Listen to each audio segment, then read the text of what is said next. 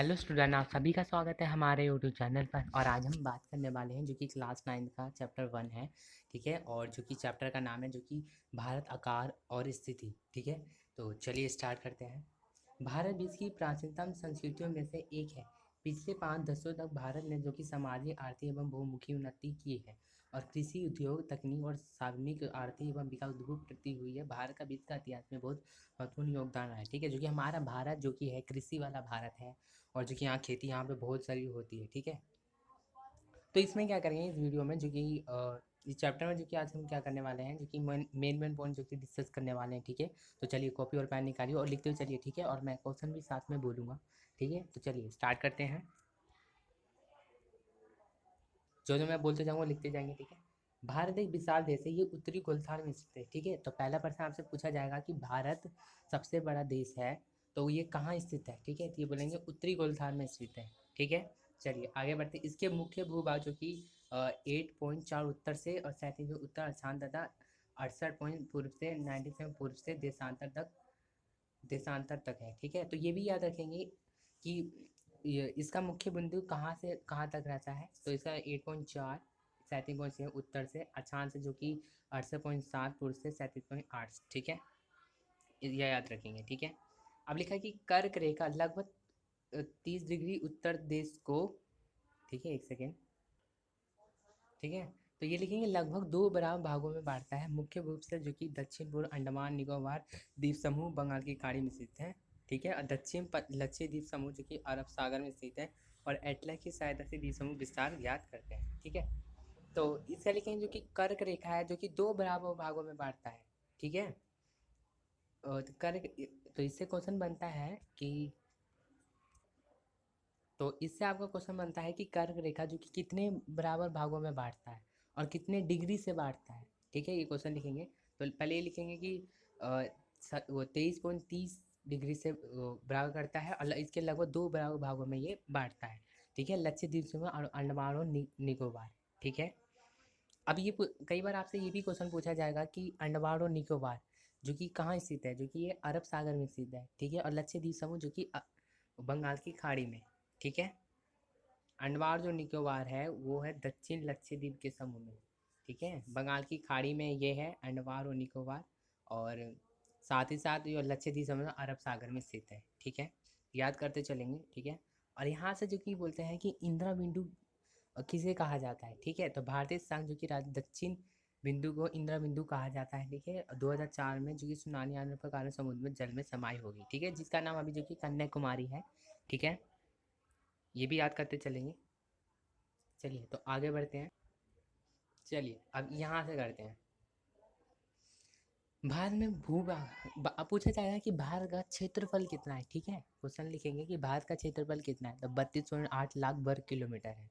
ठीक है, चलिए ये भी याद करते चलेंगे। और भारत का क्षेत्रफल विश्व के कुल भौगोलिक, अब पूछा जाएगा कि भारत के कुल भौगोलिक क्षेत्र कितना है, तो 2.4% है। ठीक है, ये भी याद रखेंगे। चित्र पॉइंट से सोच कि भारत विश्व का सबसे बड़ा देश है। कई बार आपसे ये भी पूछा जाएगा कि एमसीक्यू में 20 नंबर के एमसीक्यू आते हैं क्वेश्चन, तो इससे आपसे ये पूछा जाएगा कि भारत जो कि कितने नंबर पर आता है। ठीक है, भारत जो कि 7वें नंबर पर आता है। ठीक है, ये याद रखेंगे। विश्व का सबसे बड़ा देश है वो हमारा भारत। ठीक है, जो कि 7वें नंबर पर है। ठीक है, अब आगे बढ़ते हैं।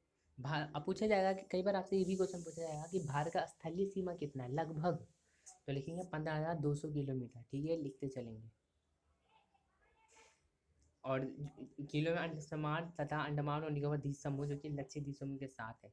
ठीक है, अब कई बार ये भी आपसे क्वेश्चन पूछेगा कि भारतीय स्थल सीमा लगभग, तो ये 15,200 किलोमीटर है, तो ये समुद्री तट से अंडमान और निकोबार की कितनी होगी।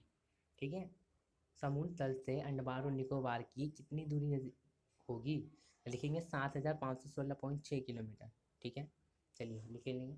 भारत में उत्तर पश्चिम तथा उत्तर पूर्वी सीमा में नैऋत्य पर्वत है। ठीक है, उत्तर पश्चिम में जो कि पर्वत ही है, और इसके दक्षिण भूभाग में चौड़ा है और 22 उत्तरी अक्षांश के हिंद महासागर की ओर सकरा गया है। इसके पश्चिम अरब सागर तथा पूर्व बंगाल की खाड़ी में स्थित है। ठीक है,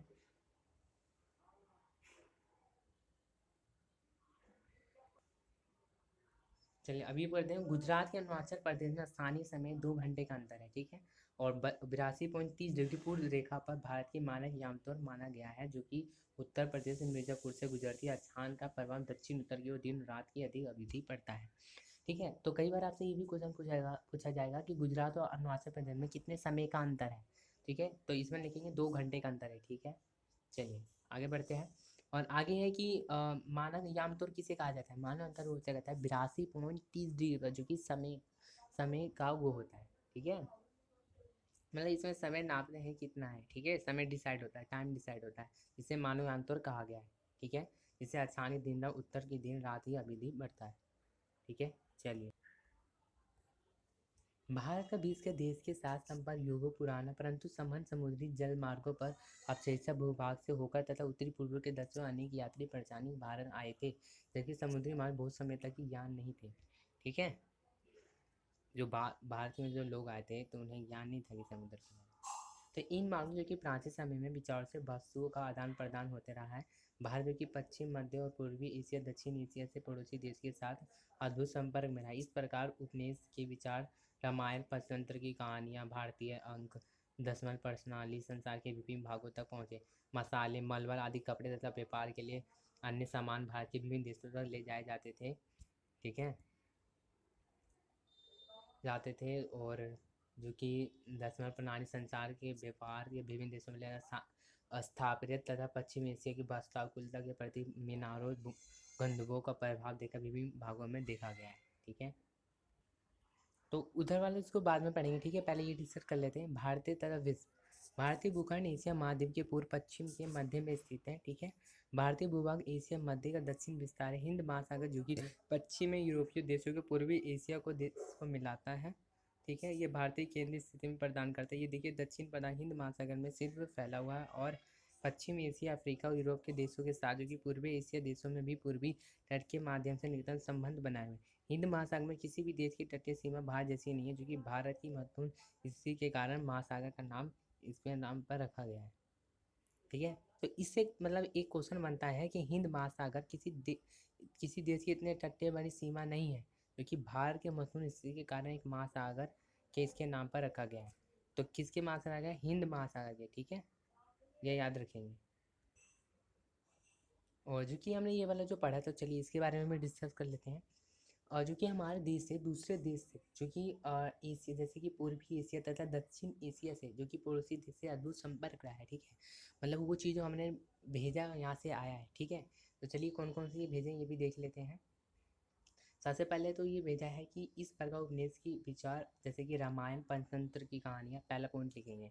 ठीक है, रामायण, पंचतंत्र की कहानियाँ। ठीक है, क्वेश्चन यही है कि पूर्वी एशिया तथा दक्षिण एशिया में पड़ोसी देशों के साथ अद्भुत संपर्क रहा है, कैसे, ऐसा क्वेश्चन पूछेगा। ठीक है, तो लिखेंगे रामायण। ठीक है, पंचतंत्र की कहानियाँ, भारतीय अंक एवं दर्शन प्रणाली। ठीक है, तथा संसार के विभिन्न भागों तक पहुँचे। ठीक है, और ये भी लिखेंगे जैसे कि मसाले, मलमल आदि कपड़े, व्यापार सामान भारतीय विभिन्न देशों पर लाए जाते थे।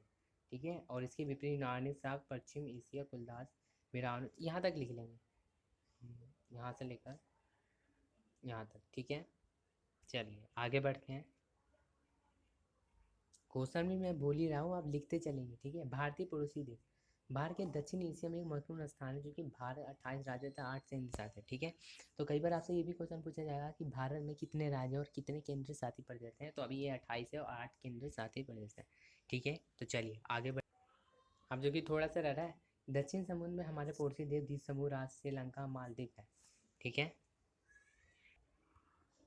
क्योंकि समुद्र के पार जो कि हमारे दोस्त हैं, तो श्रीलंका और मालदीव है। ठीक है, क्वेश्चन पूछा जाएगा कि दक्षिण समुद्र के पार पड़ोसी दो द्वीप समूह के नाम बता, तो लिखेंगे श्रीलंका और मालदीव।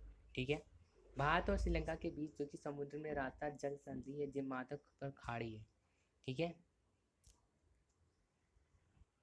कई बार आपसे क्वेश्चन पूछा जाएगा कि भारत में श्रीलंका के बीच में दो छोटी समुद्री रास्ता, उसे क्या कहते हैं? जल संधि। ठीक है, और मन्नार की खाड़ी, ये भी याद रखेंगे।